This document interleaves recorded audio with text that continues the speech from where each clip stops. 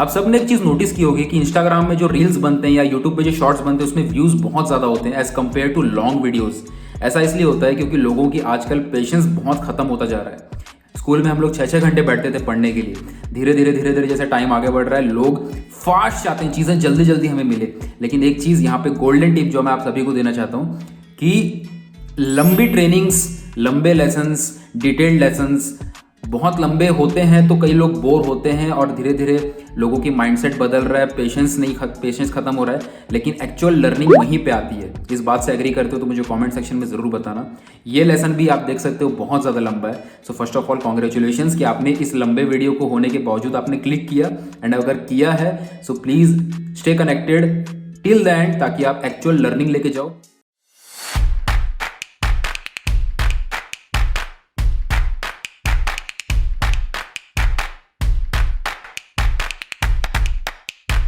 So before we start आपसे 3 request है। पहली कि इस पूरे लेसन को देखना नहीं, साथ में ड्रॉ करना, क्योंकि जब आप साथ में करोगे तभी आप एक्चुअल एक्सपीरियंस ले पाओगे। आपको सिर्फ 3 चीज़ चाहिए, एक पेन, नॉर्मल सा बॉल पेन, एक पेपर कोई भी चलेगा, और अपना आधा घंटे का समय एक्चुअल में दोगे, एक्चुअल में प्रैक्टिस करोगे तभी आप एक्चुअल में जो सीखोगे इस लेसन से आप उस नॉलेज को ले पाओगे। अपना काम जो भी इस लेसन में आप करो मेरे साथ साथ उसको अपने इंस्टाग्राम में शेयर भी ज़रूर करना, अपनी स्टोरीज़ में हैशटैग इस्तेमाल करना Riyansh Rahul pen drawing challenge, so that मैं देख सकूं। स्टोरीज़ में टैग करते हो तो भी मैं देख पाता हूं कि आप लोग एक्चुअल में कर रहे हो, जिससे मुझे समझ में आता है कि ऐसे लेसन्स में और ला सकता हूं जो आप चाहते हैं। आप करते हो, शेयर करते हो, तभी मुझे समझ में आता है कि आप लोग एक्चुअल में इंटरेस्टेड हो ये सारे रॉ लेसन्स के ऊपर। इमेज रेफरेंस इमेज वगैरह है वो मैंने डिस्क्रिप्शन में डाल दी है, आप चाहो तो डाउनलोड भी कर सकते हो। ओके, तो ये पहली रिक्वेस्ट थी। दूसरी request, please stay connected. Riyansh Rahul art university की तरफ से इंडिया का one of the biggest art competition बहुत ही जल्दी होने वाला है। उसकी सारी डिटेल्स, उसकी अपडेट्स, उसकी इन्फॉर्मेशन मेरे चैनल पे और मेरे बाकी सोशल मीडिया पे आते रहती है। तो आप कनेक्टेड रहोगे तो आपको टाइम पता चलेगा। यूट्यूब पे अगर आप फॉलो करते हो तो सबसे पहले धन्यवाद। साथ में बेल आइकन भी ज़रूर दबा देना ताकि आपको टाइम पे पता चल जाए। और तीसरी रिक्वेस्ट ये कि please drop A purple heart in the comments. Okay, purple heart देख के अच्छा वाइब आता है। तो ये 3 रिक्वेस्ट थी आपसे। अब लेसन को शुरू करते हैं।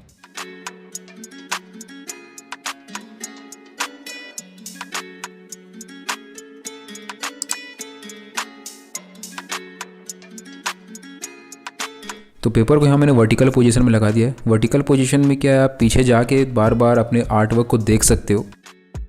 तो सबसे पहले आप कोई भी वर्टिकल पोजीशन छांट लो। आप ईज़ल में लगा सकते हो, आप दीवार पे लगा लो, या फिर आपके पास कोई भी बोर्ड है, किसी भी तरीके से वर्टिकल पोजीशन में लगाओ। नीचे ज़मीन पे सुला के मत रखना, ठीक है। और इसका कारण भी मैं आपको आगे भी बताऊंगा और मैंने इसके ऊपर पहले भी लेसन्स बनाए हैं। इसका कारण ये है कि जब हम वर्टिकल पोजीशन में ड्रॉ करते हैं तो हम चीज़ों को स्टडी करने के हिसाब से करते हैं, डिटेल करने के हिसाब से नहीं करते हैं। ऑब्वियसली जब हम डिटेल करते हैं तो हम नीचे रख के कर सकते हैं, लेकिन वर्टिकल पोजीशन में रख के करो इस पूरे चैलेंज के दौरान।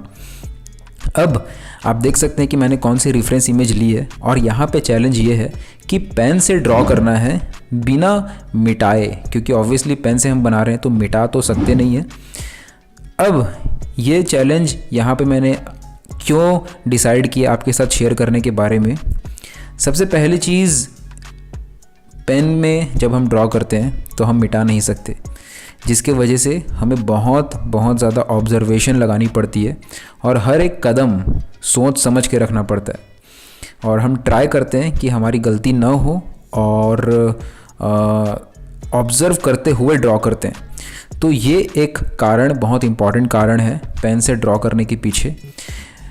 अलग अलग कारण हो सकते हैं हर स्केचिंग में। कभी पेन का इस्तेमाल मैं फास्ट स्केचिंग में करता हूँ, वहाँ पे जो ड्राइंग है उससे ज़्यादा उसका जो रिदम है या फिर उसका जो प्रोपोर्शन है उन सब चीज़ों को मैं देखता हूँ। परफेक्ट ड्राइंग को मैं नहीं देखता हूँ, प्रोपोर्शंस को देखता हूँ। लेकिन कभी कभी हम स्लो वर्क करते हैं तो उन जगहों पे हम कुछ और सोच रहे होते हैं। कभी कभी हम जस्ट फ्लो में पेन को इस्तेमाल करते हैं जहाँ पे बहुत सारी लाइन्स हम खींचते हैं। तो हर एक तरीका होता है, हर एक स्केच को करने का अलग अलग कारण होते हैं। लेकिन ये जो पर्टिकुलर चैलेंज अभी आप कर रहे हो मेरे साथ में, ये बहुत अच्छी चीज़ है अगर आप मेरे साथ कर रहे हो तो, क्योंकि आप मेरे साथ करोगे तो आपको फील होगा कि कैसे डिफ़िकल्टी फील होती है, कैसे एक माइंड में आता है कि और ध्यान से हम अपने सब्जेक्ट को ऑब्ज़र्व करें, क्योंकि पेन से हम जब बना रहे हैं तो हम मिटा नहीं सकते। जितने भी मैंने पहले स्केचिंग लेसन शेयर किए हैं आपके साथ, उन सभी में आप पेन पेंसिल दोनों इस्तेमाल कर सकते हो, क्योंकि वहाँ पे मेन गोल ये नहीं था कि आपको मिटाना नहीं है। आपका मेन गोल था कि स्पीड काम करना है या फिर फ्लो में काम करना है, ये सारे मेन गोल्स थे। लेकिन इस पर्टिकुलर चैलेंज में आपका मेन गोल है कि आपको मिटाना नहीं है।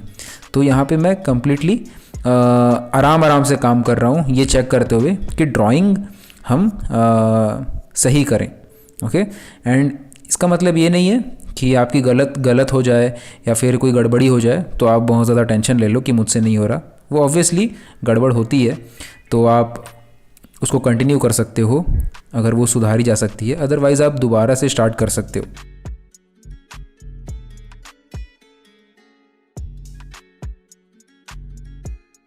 जो पेन मैं इस्तेमाल कर रहा हूँ वो बॉल पेन है, बहुत बेसिक सी पेन है। ऐसा मत समझना कि कोई ख़ास पेन है, क्योंकि दिखने में थोड़ी सी अलग अगर आपको दिख रही है, बट ये पेन और वो 5 रुपीज़ वाली पेन जो आती है, जो लिखो फिको आती है, उसमें कोई फ़र्क नहीं है। ओके, बस ये पेन थोड़ी भारी है और ये पेन मेरे सामने थी तो मैंने उठा लिया।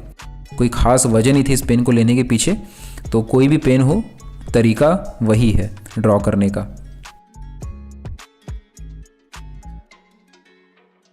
बहुत रियल टाइम में मैं पूरा आपके सामने ड्रॉ कर रहा हूँ, किसी भी जगह को फास्ट फॉरवर्ड नहीं कर रहा हूँ, सो दैट आप मेरे साथ साथ देख सको कि आराम से ऑब्ज़र्व करते हुए, पेन का इस्तेमाल करते हुए आप किस तरीके से ड्रॉ कर पा रहे हो और किस तरीके से मैं सोच रहा हूँ। आप मुझे काम करते हुए देख के आप फील कर पाओगे कि कैसे धीरे धीरे मैं एक एक लाइंस दे रहा हूँ। ठीक है, मान लो ये सर्कल यहाँ पे मैं बना रहा हूँ, ये चेहरा हो गया।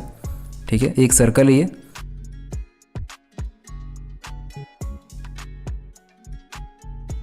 अब यहाँ से इसका डबल साइज़, जितना बड़ा ऊपर का हिस्सा है, ये जितना बड़ा हिस्सा है, डबल साइज़ यहाँ तक आ रहा है मान लो। तो इस तरीके से मेरे दिमाग में अभी थॉट प्रोसेस चल रहा है चेक करते वक्त कि कौन सी चीज़ कितनी बड़ी बनानी है, किसी का प्रपोर्शन कितना बड़ा रखना है। तो ये तरीके से मैं सोच रहा हूँ। एक तरीका ये भी होता है कि स्ट्रेट लाइन वे में हम चीज़ों को सिंप्लीफाई करते हैं और ड्रॉ करते हैं, जो कि सबसे बेस्ट तरीका है चीज़ों को सिंप्लीफाई करने में। लेकिन वो तरीका हम ज़्यादातर इस्तेमाल करते हैं जब हम पेंसिल से बना रहे होते हैं, क्योंकि हम फिर वो बाद में उन स्ट्रेट लाइन को मिटा के ठीक कर लेते हैं। तो वो बेस्ट तरीका है किसी भी सिंपल ड्राइंग को सिंपल करके उसको इम्प्रूव करने का। और इसके बारे में मैंने काफ़ी बार, जो भी मैं अपनी पास्ट के मेरे लेसन्स रहे हैं उनमें मैंने बताया भी है, तो आप उन सबको देख सकते हो। बट यहाँ पे इस चैलेंज में मैं सिंप्लीफाई नहीं कर रहा हूँ, क्योंकि मैं डायरेक्टली ड्रॉ कर रहा हूँ। और ये चीज़ थोड़ी डिफ़िकल्ट होती है, क्योंकि यहाँ पे बहुत ज़्यादा गड़बड़ियों की चांस होती है। लेकिन क्योंकि हम एज ए चैलेंज इसको ट्राई करके देख रहे हैं, तो डेफिनेटली कुछ मज़ा सा बना रहता है। तो आप ज़रूर इस चीज़ को मेरे साथ साथ करके देखो। एंड वो सिंप्लीफाई करने वाली चीज़ जो मैंने पहले के लेसन्स में भी शेयर की है, वो चीज़ आप डेफिनेटली उसी तरीके से प्रैक्टिस करना अपने प्रोपोर्शन स्टडी करते वक्त, पेंसिल से नॉर्मली ड्रॉ करते वक्त। ठीक है, तो और जो मैं अभी कर रहा हूँ वो एज ए चैलेंज में कर रहा हूँ। तो ये चीज़ मैं काफ़ी पहले भी करा करता था, पेन से लेके डायरेक्ट ड्रॉ करना, ये चीज़ें मैं पहले भी बहुत काफ़ी सालों से इस चीज़ का मेरे को इंटरेस्ट भी रहा, और मैंने ये समझा भी कि इससे काफ़ी ज़्यादा हेल्प भी होती है, क्योंकि हम ऑब्ज़र्व ज़्यादा करने की कोशिश करते हैं और धीरे धीरे कॉन्फिडेंस भी डेवलप होता है। जब हम पेन से बार बार ड्रॉ करते जाते हैं तो काफ़ी ज़्यादा कॉन्फिडेंस भी डेवलप होता है। तो ये चीज़ काफ़ी हेल्पफुल लगी मुझे। सो दैट इज़ वाई मैं यहाँ पे ये वाला चैलेंज मैंने सोचा कि इसको आपके साथ भी शेयर करा जाए। तो एक बार मुझे कमेंट सेक्शन में बताना ज़रूर कि आपको ये चैलेंज कैसा लग रहा है। अगर आप मेरे साथ साथ बना रहे हो तो, नहीं बना रहे हो तो बनाना शुरू करो, वीडियो को शुरू से देखो दोबारा और साथ साथ बनाओ, मज़ा आएगा। और कमेंट सेक्शन में बताना कि ये चैलेंज आपको कैसा फील हो रहा है। एंड ऐसे अलग अलग टाइप के चैलेंजेस अगर आप चाहते हैं कि मैं करता रहूँ, आपके साथ शेयर करूँ, या फिर जो बिहाइंड द सीन मैं चीज़ें प्रैक्टिस किया करता हूँ अभी या फिर पहले, वो सारी बातें, वो सारी चीज़ मैं आपके साथ शेयर करूँ, तो मुझे कमेंट सेक्शन में आप बताना। क्योंकि ये सारे लेसन्स मैं तभी ला पा रहा हूँ क्योंकि आप कमेंट सेक्शन में चीज़ें बताते हो, आपको समझ आ रहा है कि नहीं आ रहा है वो भी आप बताते हैं। तो मुझे लगता है कि हाँ चलो, ये जो कोशिश मैं कर रहा हूँ वो कम से कम पहुँच तो रही है, आपको समझ आ रहा है, तो ये चीज़ मुझे एक अच्छी सी लगती है। सो इसलिए एंड डेफिनेटली यहाँ पे बहुत सारी चीज़ें मेरी खुद की बहुत गड़बड़ियाँ होती हैं। पेन से बनाते वक्त बहुत बार चीज़ें गड़बड़ हो जाती हैं, और ऊपर से हम लोग वर्टिकल पोजीशन में बना रहे हैं एंड वर्टिकल पोजीशन में ज़्यादातर मार्किंग के लिए हम इस्तेमाल करते हैं। अगर आप मुझे कंटिन्यूसली मेरे लेसन्स को देखते हैं तो आपको पता होगा कि ओवरहैंड ग्रिप, ट्राइपॉड ग्रिप, ये सारी चीज़ें क्या होती हैं आपको पता होगा। अगर आप मेरे लेसन्स को देखते हो कंटिन्यूसली, प्लीज़ मुझे कमेंट सेक्शन बताना, मुझे जान के बहुत खुशी होगी इस बात में। एंड मैं आपको एडवांस में थैंक यू भी बोलना चाहूँगा कि आप मेरे लेसन्स देखते हैं। सो आपको पता होगा कि ओवरहैंड ग्रिप, ट्राइपॉड ग्रिप, ये सारी चीज़ें क्या होती हैं। और वो सारे ग्रिप, स्पेशली ओवरहैंड ग्रिप हम इस्तेमाल करते हैं वर्टिकली जब हम पेपर को रखते हैं और प्रैक्टिस करते हैं तो। लेकिन यहाँ पे हम ओवरहैंड ग्रिप नहीं पकड़ सकते क्योंकि हम पेन का इस्तेमाल कर रहे हैं। और पेन में एक डीमेरिट ये भी होता है कि हम इसकी जो टिप है उसको लंबा छील नहीं सकते। और जैसे हम पेंसिल को एकदम फ्रीली इस्तेमाल कर सकते हैं या चारकोल स्टिक को इस्तेमाल कर सकते हैं, वैसे हम पेन को इस्तेमाल नहीं कर सकते, जिसकी वजह से थोड़ा डिफ़िकल्ट हो जाता है ओवरऑल स्ट्रक्चर को, ओवरऑल प्लेसमेंट को पाना। सो ये एक डीमेरिट है पेन का।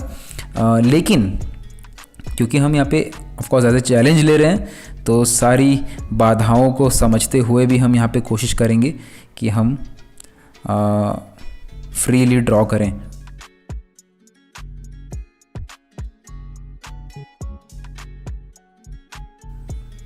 आप में से काफ़ी सारे लोग आर्ट के टीचर्स भी होंगे आई गेस, या फिर आर्ट के लेसन्स आपने नया लेना शुरू किया होगा, नया लेना शुरू किया होगा अपने एक आर्ट क्लास को। तो मुझे कमेंट सेक्शन में एक बार ज़रूर लिखना, क्योंकि ये जो लेसन यहाँ पे मैं शेयर कर रहा हूँ ये as a teacher art classes में काफ़ी ज़्यादा हेल्प करता है। जब स्टूडेंट्स आते हैं तो हम उनको फ्री हैंड क्विकली स्केचेस बना के देते हैं, और वहाँ पे पेन का इस्तेमाल मैं पर्सनली मैं इस्तेमाल करते आया हूँ। जब मैंने क्लासेस लेना शुरू किया था ऑफलाइन तो पेन से मैं डायरेक्ट स्केच बना के देता था फटाफट, और वो डार्क रहता है, स्टूडेंट्स को इजीली दिख रहा होता है और काफ़ी ज़्यादा फास्ट होता है। तो एक अच्छा सा एक क्विकनेस आ जाती है, प्लस स्टूडेंट्स को एक अट्रैक्टिव भी लगता है कि कैसे हमारे सर ने फटाफट से ड्रॉ कर दिया, बिना पेंसिल का इस्तेमाल किया, बिना मिटाए। ये चीज़ काफ़ी अट्रैक्ट करती थी स्टूडेंट्स को। तो मुझे अच्छा लगता था देख के कि स्टूडेंट्स को इन सब चीज़ों में दिलचस्पी आ रही है। तो एज ए टीचर काफ़ी हेल्प करता है जब हम इस तरीके से पेन से ड्रॉ करते हैं, क्योंकि ओवर द टाइम इससे कॉन्फिडेंस बढ़ जाता है, और कॉन्फिडेंस जब बढ़ता है तो काफ़ी ज़्यादा प्रोफेशनल वाइज भी वो काफ़ी ज़्यादा हेल्प करता है ग्रो करने में। सो आप में से जितने भी लोग प्रोफेशनली आर्ट की फील्ड में ऑलरेडी हैं, कमेंट सेक्शन में ज़रूर बताना, मुझे जान के बहुत अच्छा लगेगा। धीरे धीरे बस मैं चीज़ें ऐड कर रहा हूँ कि कौन सी चीज़ कहाँ पे आनी चाहिए, हल्का फुल्का। एकदम परफेक्ट हो ड्राइंग ज़रूरी नहीं है, बहुत सारी गलतियाँ होंगी, नो प्रॉब्लम। हमारी कोशिश है ट्राई करना, हमारी कोशिश है करके देखना। क्योंकि एक चीज़ मैंने देखी है कि लोग एक तरीके की चीज़ सीख जाते हैं तो उसी को करते जाते हैं। किसी ने ग्रिड में सीख लिया तो ग्रिड ही किए जा रहा है, नई चीज़ करने से उसकी गलती होगी, उस गलती के डर से वो ग्रिड को छोड़ ही नहीं रहा है। कोई लैंडस्केप बना रहा है तो उसको लैंडस्केप ही बनाता जा रहा है, वो उसको मन कर रहा है पोर्ट्रेट और बाकी चीज़ें बनाने का, बट क्योंकि उसको डर लग रहा है कि मैं अगर कुछ और बनाऊंगा तो अच्छा नहीं दिखेगा, तो लोगों को कैसा लगेगा कि ये तो कैसा अच्छा बनाता था, गंदा कैसा बना रहा है। तो हम कई बार लोगों की नज़र से चीज़ों को देखना शुरू कर देते हैं, जिसके वजह से हम एक्सपेरिमेंट करते नहीं हैं, हम रिस्क नहीं लेते हैं, और जिसके वजह से हम काफ़ी ज़्यादा चीज़ों को एक्सप्लोर नहीं कर पाते हैं। आप इस बात से अगर एग्री करते हो तो प्लीज़ मुझे कमेंट सेक्शन में ये चीज़ भी ज़रूर लिखना। मैं बार बार कमेंट सेक्शन में लिखने बोल रहा हूँ, क्योंकि ये जो मैं बात कर रहा हूँ वो चीज़ आप जब मैं कुछ बोलता हूँ कि इस चीज़ को कमेंट सेक्शन में लिखो, प्लीज़ एक बार वीडियो को पॉज करके आप कमेंट करना। क्या उससे मुझे समझ में आता है कि आप लोग इंटरेक्ट कर रहे हो वीडियो को, जिससे मुझे लगता है कि हाँ, ऐसे लंबी वीडियोज़, लंबे लेसन्स, रियल टाइम लेसन्स जिसमें मैं ये सारी चीज़ें शेयर कर सकूं, वो करनी चाहिए कि नहीं चाहिए, मुझे आपके कमेंट पढ़ के ही समझ में आता है। तो प्लीज़ कमेंट सेक्शन में ज़रूर ये सारी चीज़ें लिखना कि हम चाहते हैं कि कुछ नया ट्राई करना, बट क्योंकि डर लग जाता है, या फिर लगता है गलत हो जाएगा, या फिर लगता है कि हम यूट्यूब पे डाल रहे हैं या फिर अपने सोशल मीडिया में डाल रहे हैं तो लगता है कुछ नया ट्राई करेंगे, गंदा दिखेगा तो इम्पैक्ट अच्छा नहीं जाएगा, ये डर के कारण हम ट्राई ही नहीं करते हैं। ये चीज़ होती है आपके साथ तो मुझे बताना ज़रूर। यहाँ पे इस बात को बोलने के पीछे कारण ये था कि जब भी हम कुछ नया ट्राई करते हैं, अपने कंफर्ट जोन से बाहर निकलने की कोशिश करते हैं जिसमें हमें इंटरेस्ट आ रहा होता है, वो हो सकता है उस समय गलत लगे, लेकिन उस चीज़ को एक्सेप्ट कर लेने में कोई प्रॉब्लम नहीं है। मैं पेन से ज़्यादातर स्पीड स्केचिंग ही करता हूँ। यहाँ पे एक चैलेंज की तरह मैंने सोचा कि चलो एक थोड़ी सी डिफ़िकल्ट फिगर ड्राइंग लेते हैं, उसको बिना मिटाए ड्रॉ करेंगे। तो मुझे याद भी नहीं कि लास्ट टाइम मैंने इस तरीके से कब ड्रॉ किया था। मैंने पेन से काफ़ी स्केचिंग की है, लेकिन वो फास्ट स्केचिंग की तरह की हैं कि जिसमें जेस्चर या फिर प्रोपोर्शन सिर्फ मैं देखता हूँ और आराम से नॉर्मल इस तरीके से ड्राइंग नहीं देखता हूँ। तो ये चीज़ मैं भी खुद बहुत टाइम बात कर रहा हूँ, तो ऑब्वियसली इसमें काफ़ी ज़्यादा गलतियाँ हो सकती हैं एंड होगी, ओके, बट इसका मतलब ये नहीं है कि हम ट्राई ही ना करें।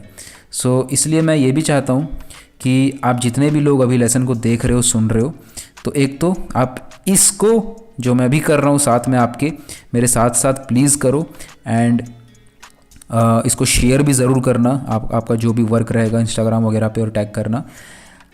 But the thing is, main thing is कि आप ट्राई करोगे तो आपको फील आएगा, एक अंदर से एक एहसास आएगा, एक अनकंफर्टेबल वाली भी फीलिंग आएगी कि यार मेरे से नहीं हो रहा, ये तो गड़बड़ हो रहा है, ये तो अजीब सा बन रहा है, ऐसा वाला भी एक मोमेंट आएगा। तो वो सारे मोमेंट ज़रूरी हैं, ओके, वो सारे मोमेंट भी ज़रूरी हैं।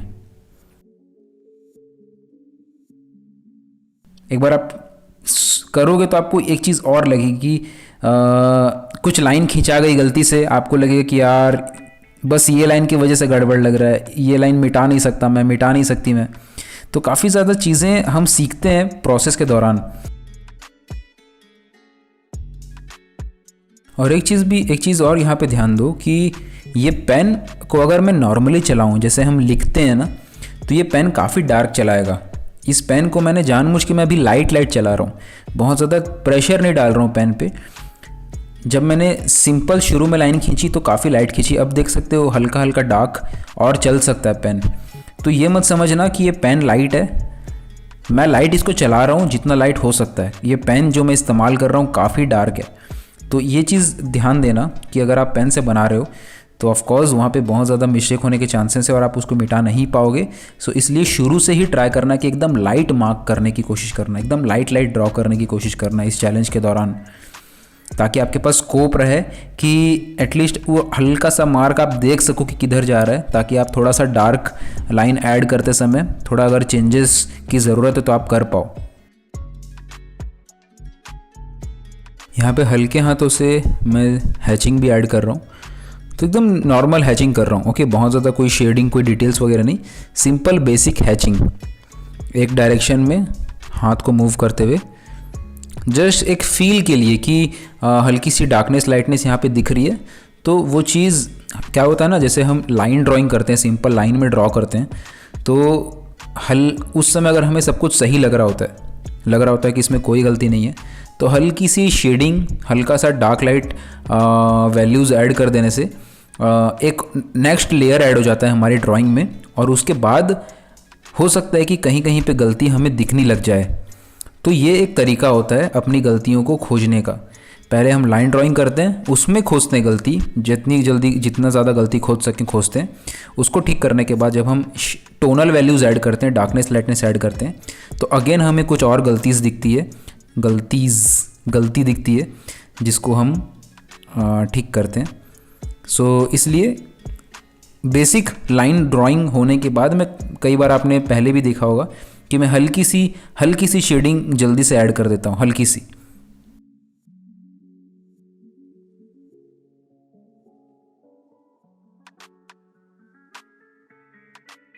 आर्ट के वर्ल्ड में क्लासिकल लेसन्स में एक चीज़ शेयर भी की जाती है, स्टार्ट ओवर फिनिश रूल, जिसके अकॉर्डिंग ये बताया जाता है कि शुरू का जो एरिया है, शुरू का जो पार्ट है, वो किसी फिनिश्ड आर्टवर्क से ज़्यादा मायने रखता है।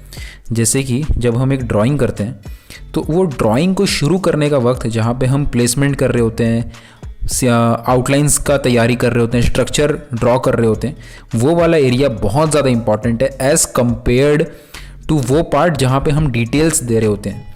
तो स्टार्ट ओवर फिनिश रूल ये बताता है कि अगर आपके पास मान लो 4 घंटे हैं, तो 4 घंटे में आप आपके पास अगर 2 ऑप्शन है, या तो आप 3 ड्राइंग कर सकते हो या फिर एक ड्राइंग कर सकते हो जिसको आपको काफ़ी डिटेल्स देनी है, तो हमेशा आप वो ऑप्शन छांटो जहाँ पे आप 3 ड्राइंग कर सकते हो, भले आप उसमें डिटेल दो या मत दो। तो start over finish rule focus करता है स्टार्टिंग वाले एरिया पे जहाँ पे हम ड्रॉ करने वाला पार्ट को कर रहे होते हैं, क्योंकि सबसे ज़्यादा अटेंशन, सबसे ज़्यादा ऑब्जर्वेशन वहीं लगती है।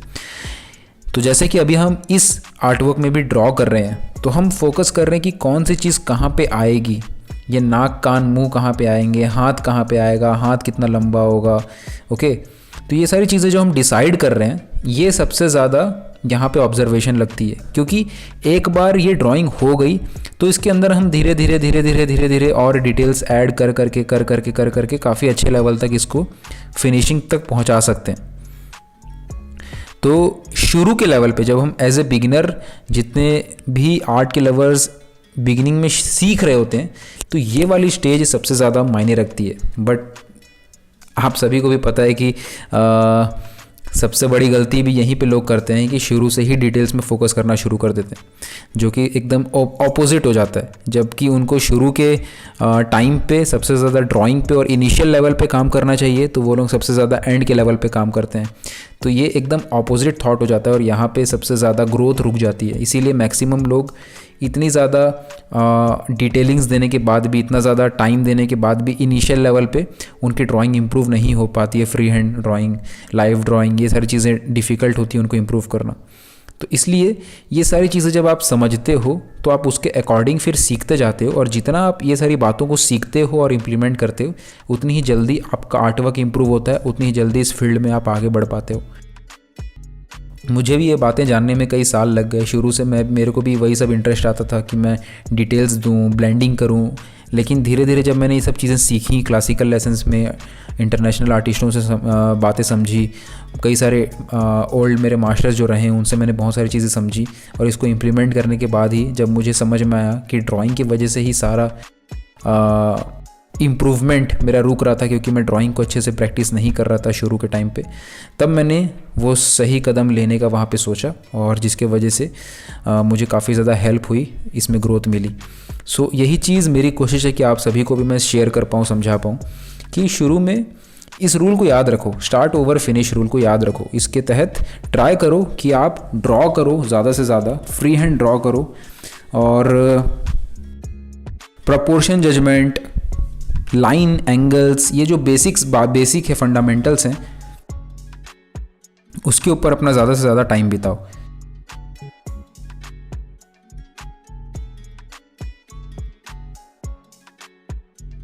हल्की सी डार्कनेस यहाँ पे मैं और ऐड कर देता हूँ, क्योंकि अब बेसिक ड्राइंग हो गई है, तो हल्की सी डार्कनेस मैं चाहता हूँ यहाँ पे ऐड करना। सो दैट इज़ वाई मैं हल्की सी डार्कनेस यहाँ पे और ऐड करता हूँ।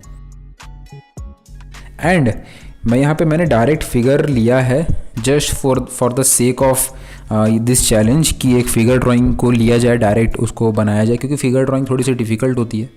लेकिन ज़रूरी नहीं है, शुरू में आप इजी सब्जेक्ट मैटर ले सकते हो। यहाँ पे तो आप मेरे साथ साथ बना रहे हो, तो आप डिफ़िकल्ट सब्जेक्ट मैटर आप ट्राई कर रहे हो, तो ऑब्वियसली आप पहली बार कर रहे हो या फिर आपने प्रैक्टिस नहीं किया पेन पे ज़्यादा, तो आपको बहुत सारा गलती होगा।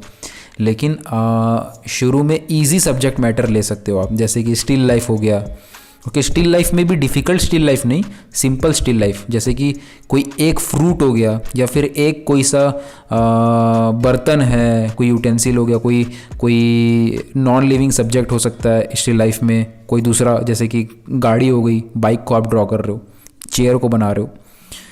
तो ऐसे करते करते फिर आप और डिफ़िकल्ट सब्जेक्ट मैटर, पोर्ट्रेट को ड्रॉ करना, फिगर को ड्रॉ करना, डिफ़िकल्ट स्टिल लाइफ्स बनाना, वो सारी चीज़ें आप धीरे धीरे बना सकते हो डायरेक्ट पेन से।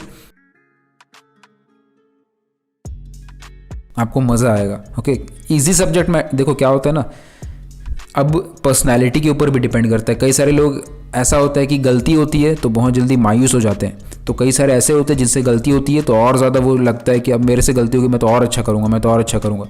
तो अलग अलग लोगों का अलग अलग माइंडसेट है, लेकिन जैसा भी माइंडसेट है, चीज़ें समझनी ज़रूरी है कि अगर आप बहुत जल्दी मायूस हो जाते हो गलती होने से, तो बहुत ज़रूरी है कि आप सिंपल सब्जेक्ट मैटर ही लो शुरू में, ताकि आपका एक कॉन्फिडेंस डेवलप हो। फॉर एग्जांपल, अगर आपने एक सिंपल फ्लावर बना लिया पेन से डायरेक्ट, तो आपका एक हल्का सा कॉन्फिडेंस आ जाएगा कि हाँ ये कर सकता हूँ तो मैं और ज़्यादा डिफ़िकल्ट भी कर सकता हूँ, मैं ये कर सकती हूँ तो मैं थोड़ा और डिफ़िकल्ट सब्जेक्ट मैटर भी ले सकती हूँ। हल्का कॉन्फिडेंस आ जाएगा, उसके बाद फिर आप धीरे धीरे अपने सब्जेक्ट मैटर को और डिफ़िकल्ट सब्जेक्ट मैटर को भी ले पाओगे।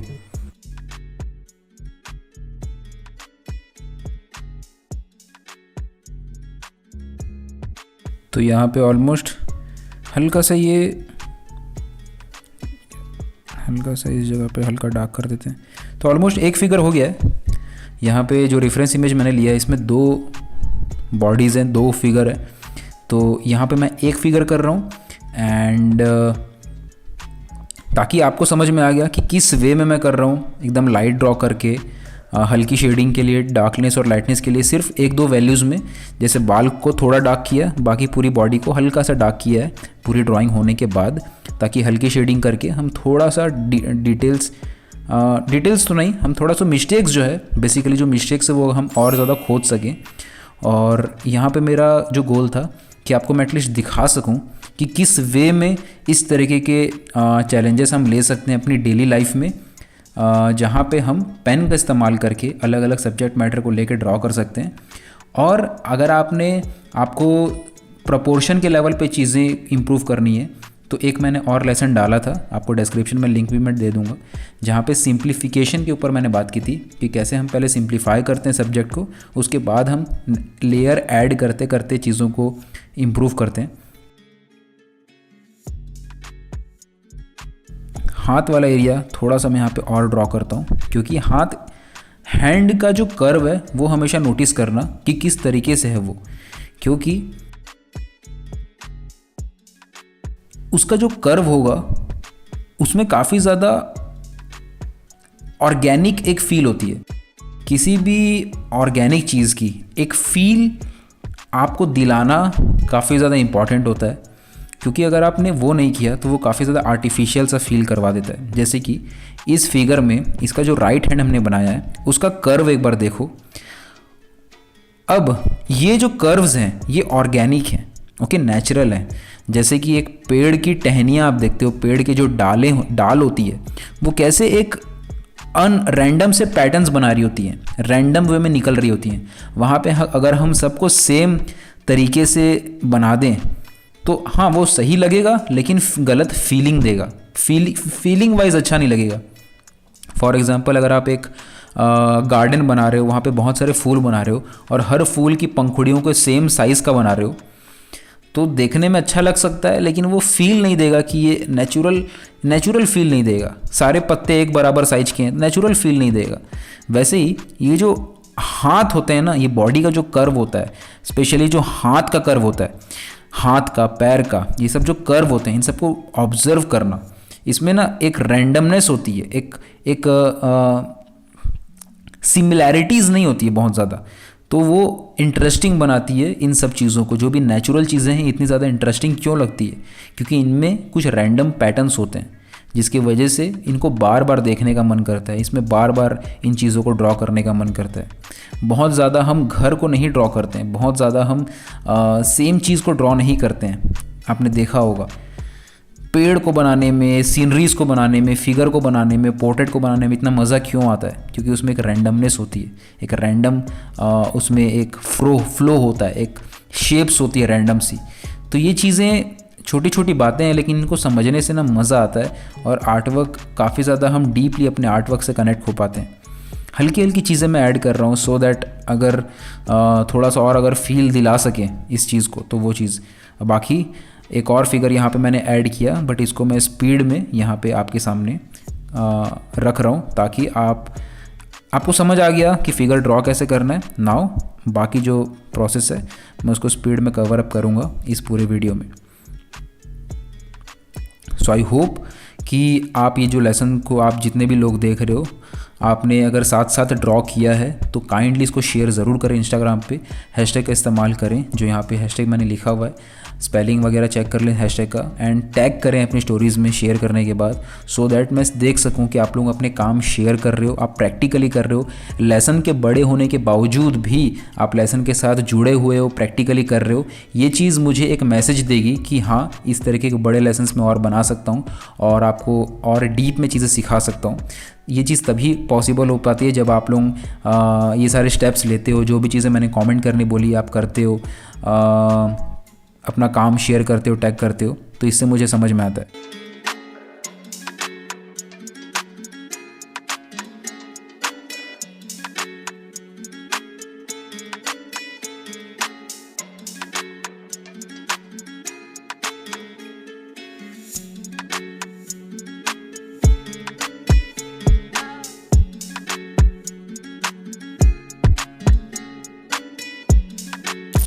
तो स्केचिंग अलग अलग टाइप की होती है। कभी हम बहुत फास्ट स्केचिंग करते हैं, कभी हम अलग अलग मीडियम से स्केच करते हैं, कभी लॉन्ग ड्यूरेशन का स्केचिंग करते हैं।